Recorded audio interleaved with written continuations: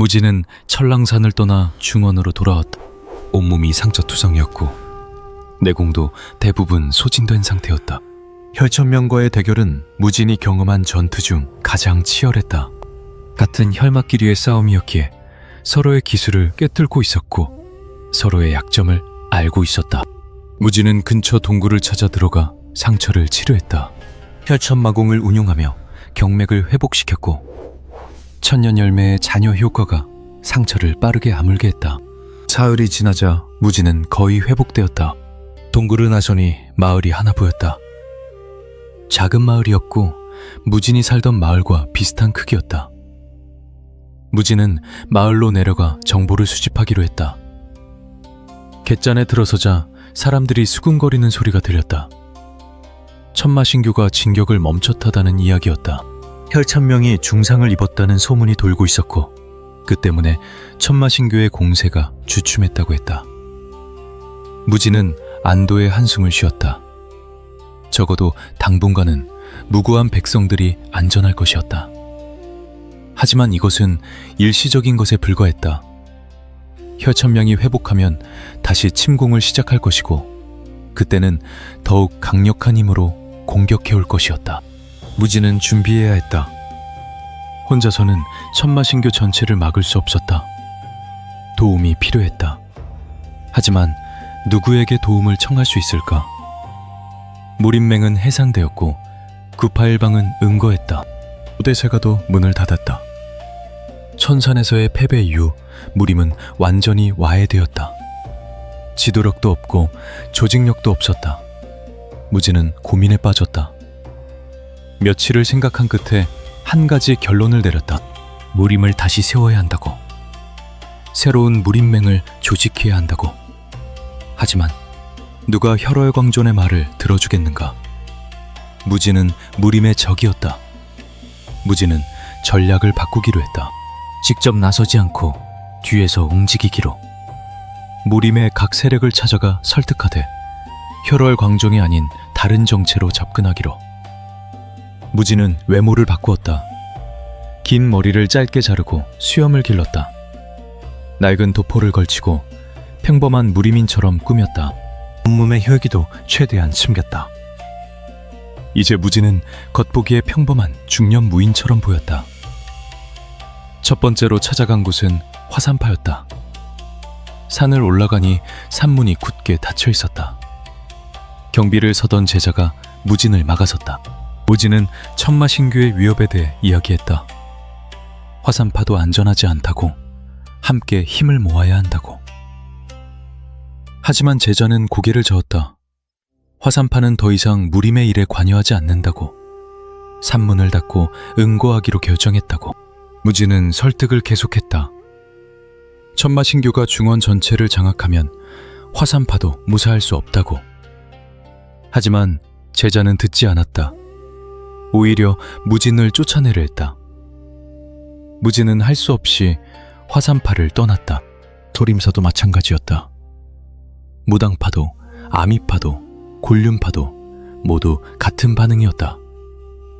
구파일방은 무림의 일에 더 이상 관여하지 않겠다는 입장이었다. 3년 전의 패배가 그들에게 너무 큰 상처를 남긴 것이었다. 무진은 좌절했다. 일주일 동안 여러 문파를 돌아다녔지만 아무도 무진의 말을 들어주지 않았다. 오대세가도 마찬가지였다. 남궁세가, 북해빈궁, 당가, 제갈세가, 사마세가 모두 문을 걸어 잠그고 외부인을 받아들이지 않았다. 림은 완전히 분열되어 있었고 각자 도생의 길을 걷고 있었다. 무진은 다른 방법을 생각해야 했다. 어느 날 무진은 한 주막에서 흥미로운 소문을 들었다. 농림의 새로운 맹주가 등장했다는 이야기였다. 그의 이름은 철혈도 장모백이라 했고 30대의 젊은 나이에 농림 전체를 장악했다고 했다. 그는 천마신교에 맞서 싸우자고 주장하고 있었고 농림의 호걸들을 모으고 있다고 했다. 무진의 눈빛이 빛났다.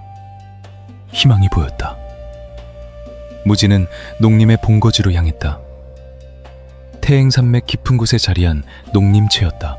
산체에 도착하니 수백 명의 호걸들이 모여 있었다. 무진이 산채 입구에 서자 호걸 하나가 다가왔다. 누구냐고 물었다. 무진은 천마신교에 맞서 싸우려 왔다고 대답했다. 호걸이 무진을 위아래로 훑어보더니 안으로 안내했다. 배전에 장무백이 앉아 있었다. 30대 중반쯤 되어 보이는 장신의 사내였고 얼굴에 칼자국이 있었다. 눈빛은 날카로웠고 몸에서 풍기는 기세가 범상치 않았다. 장무백이 무진을 보며 물었다. 이름이 무엇이냐고. 무진은 잠시 망설이다가 대답했다. 혈진이라고. 가짜 이름이었다. 장무백이 고개를 끄덕였다. 실력은 어느 정도냐고. 무진은 조심스럽게 대답했다. 일반 무인 정도는 상대할 수 있다고. 겸손한 대답이었다. 장무백이 웃었다. 그리고 옆에 서 있던 호걸 하나를 가리키며 시합을 해보라고 했다. 호걸이 앞으로 나섰다. 덩치가 큰 사내였고 손에 쌍도를 들고 있었다. 무진은 할 수 없이 자세를 취했다. 호걸이 돌을 휘두르며 달려들었다. 무진은 최소한의 움직임으로 공격을 피했다. 그리고 손바닥으로 호걸의 가슴을 가볍게 쳤다. 호걸이 뒤로 밀려나며 주저앉았다. 반전을 봉하지는 않았지만 내공으로 충격을 준 것이었다. 호걸이 놀란 얼굴로 무진을 바라보았다. 장무백의 눈빛이 빛났다. 실력을 숨기고 있구나. 무진이 어색하게 웃었다. 조금 겸손하게 말했을 뿐이라고. 장무백이 무진을 받아들였다. 룩림치에 합류하라고. 천마신교에 맞서 함께 싸우자고. 무진은 고개를 끄덕였다. 농림체에 머물게 되었다. 며칠을 지내며 무진은 농림의 상황을 파악했다. 장무부객은 유능한 지도자였다. 뿔뿔이 흩어져 있던 농림의 호걸들을 하나로 모았고 체계적인 조직을 만들고 있었다. 1000명 정도의 호걸이 모였고 계속 늘어나고 있었다. 하지만 문제가 있었다. 농림은 정규 무림이 아니었다. 구파일방이나 5대 세가처럼 체계적인 무공을 전수받지 못했고 개개인의 실력도 들쭉날쭉했다. 천마신교의 정예들을 상대하기에는 역부족이었다. 무진은 장무백에게 제안했다. 훈련이 필요하다고. 체계적인 진법과 무공을 익혀야 한다고. 장무백이 동의했다. 하지만 누가 가르치겠느냐고. 무진이 자원했다. 자신이 가르치겠다고. 장무백이 의아한 표정을 지었다. 무진의 실력은 뛰어났지만 1000명을 가르칠 정도인지 확신이 서지 않았다. 무진은 시범을 보이기로 했다. 100명의 호걸을 모아놓고 간단한 진법을 가르쳤다. 오행진, 기본적인 진법이었지만 효과적이었다. 100명이 하나가 되어 움직이는 법을 익혔고 며칠 만에 기본 형태가 완성되었다. 장무백이 감탄했다. 무진의 지도력과 무공 지식이 예상보다 훨씬 뛰어났다. 무진에게 전체 훈련을 맡겼다. 무진은 한 달 동안 농림 호걸들을 훈련시켰다. 오행진뿐만 아니라 팔진도, 구궁진 등 다양한 진법을 가르쳤다. 기본 무공도 가르쳤다. 혈천마공은 가르칠 수 없었지만 무진이 알고 있는 다른 무공들을 전수했다. 화상검법, 소림장법, 무당검법 등 과거 습득했던 기술들이었다. 한 달 후 농림 호걸들의 실력이 눈에 띄게 향상되었다. 개인의 실력도 올랐지만 무엇보다 조직력이 생겼다. 진법을 통해 하나가 되어 움직일 수 있게 되었다. 장무백이 만족스러운 표정을 지었다. 무진에게 부맹주 자리를 제안했다. 무진은 거절했다. 자신은 그저 돕고 싶을 뿐이라고. 명예나 지위는 원하지 않는다고. 장무백이 무진을 더욱 신뢰하게 되었다. 어느 날 급보가 날아왔다. 천마신교가 다시 움직이기 시작했다는 소식이었다.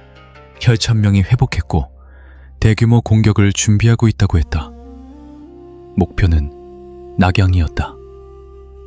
중원의 중심인 낙양을 장악하면 천하의 대세가 기울 것이었다. 장무백이 긴급회의를 소집했다. 농림 전체가 낙양으로 이동해 천마신교를 막아야 한다고. 호걸들이 동의했다. 무진은 조심스럽게 의견을 냈다. 농민만으로는 부족하다고. 무림의 다른 세력들과 연합해야 한다고. 장무백이 한숨을 쉬었다. 그것이 최선이지만 981방이나 5대 세가가 농림과 손잡겠느냐고. 농림은 정도가 아니라 사도를 여겨줬다. 정규 무림은 농림을 멸시했다. 무진이 말했다. 그래도 시도는 해봐야 한다고. 천마신교라는 공동의 적 앞에서는 정사의 구분이 무의미하다고. 장무백이 무진에게 사신 역할을 맡겼다. 각 문파를 찾아가 연합을 제안하라고. 무진이 받아들였다. 다시 한번 각 문파를 돌기 시작했다. 하지만 이번에는 농림맹의 사신이라는 정체를 밝혔다. 화산파에 도착해 제안했다. 천마신교가 낙양을 치료한다고. 농림과 함께 막아달라고. 화산파 장문인이 거절했다. 농림 따위와 손잡을 수 없다고. 무진은 참을성 있게 설득했다. 정사의 구분이 중요한가? 아니면 중원의 종망이 중요한가? 낙양이 함락되면 다음은 화산이 될 것이라고. 장문인이 흔들렸다. 하지만 여전히 확신하지 못했다. 무진이 마지막 카드를 꺼냈다. 혈월 광존도 함께 싸울 것이라고. 장문인의 눈이 커졌다.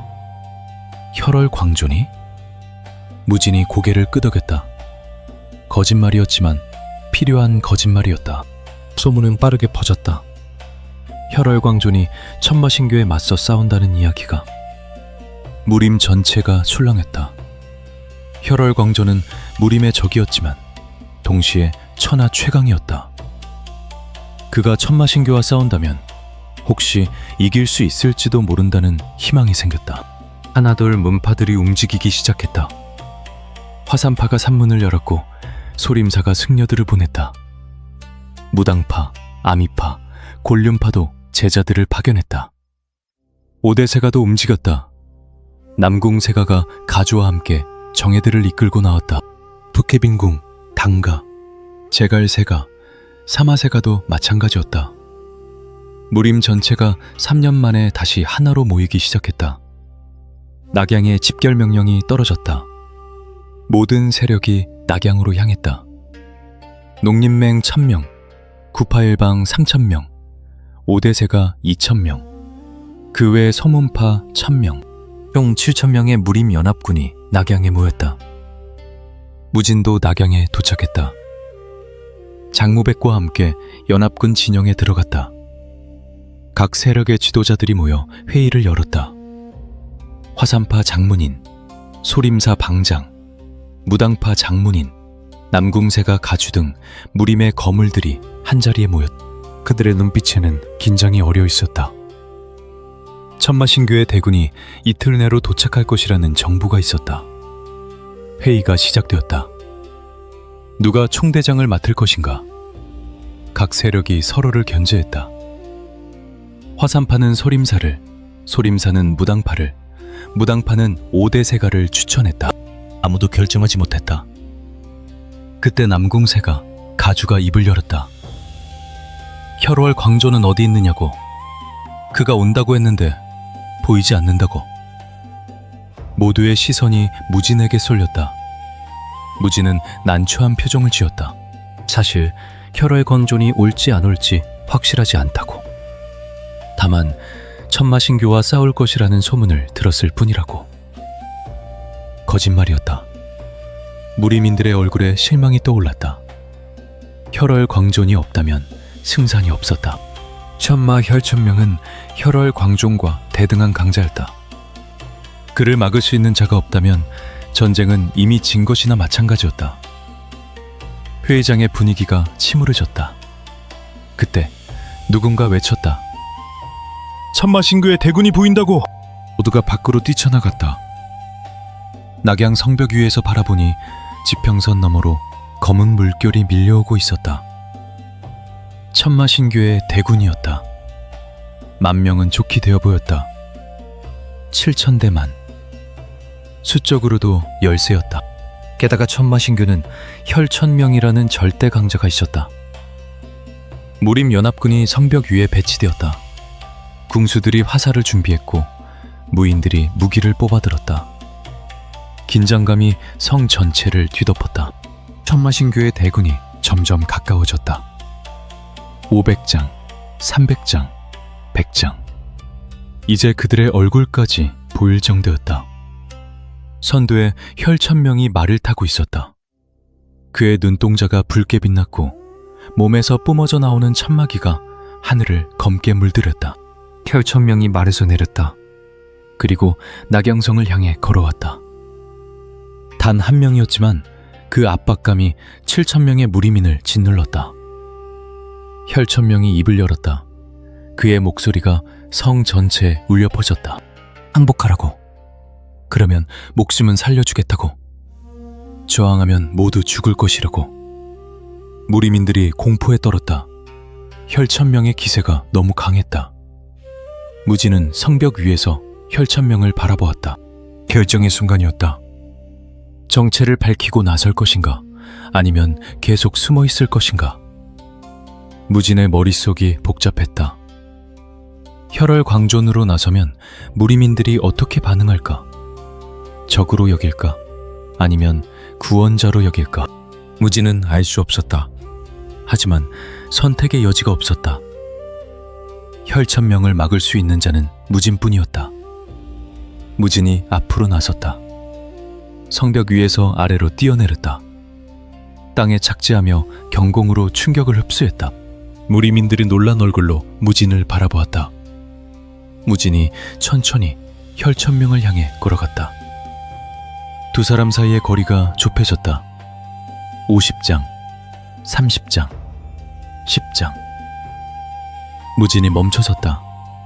혈천명도 멈췄다. 두 사람이 서로를 바라보았다.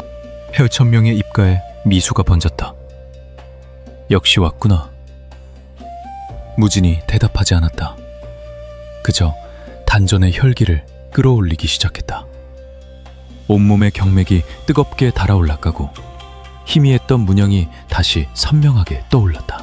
붉은 문양이 온몸을 뒤덮었고 무진의 눈동자가 완전히 붉게 물들었다. 무리민들이 경악했다. 저 문양은, 저 혈기는 설마. 장무백이 외쳤다. 혈월광존이다. 성벽 위에 무리민들이 술렁했다. 혈진이 혈월광존이었다니. 농님과 함께했던 그 사람이, 훈련을 지도했던 그 사람이. 무리민들의 감정이 복잡해졌다. 두려움과 희망이 뒤섞였다. 혈월광존은 무림의 적이었지만 지금은 천마신교를 막아줄 유일한 희망이었다. 무진의 손에 혈검이 나타났다. 붉게 빛나는 검이었다. 혈천명도 검을 뽑았다. 검은 검이었다. 그 혈마가 다시 대치했다. 철랑산에서의 대결 이후 두 번째 맞대결이었다. 하지만 이번에는 달랐다. 무진의 뒤에는 7,000명의 무리민이 있었고 혈천명의 뒤에는 10,000명의 천마신 교도가 있었다. 이 싸움의 결과가 중원의 운명을 결정할 것이었다. 무진이 혈검을 들어 올렸다. 혈천명도 검을 구했다. 순간 두 사람이 동시에 움직였다. 붉은 빛과 검은 빛이 허공에서 충돌했고 엄청난 폭음이 터져나왔다. 대지가 갈라졌고 하늘이 뒤흔들렸다. 중원의 운명을 건 최후의 결전이 시작되었다. 과연 누가 승리할 것인가? 혈월광존인가? 천마인가? 낙양의 하늘이 붉게 물들기 시작했다.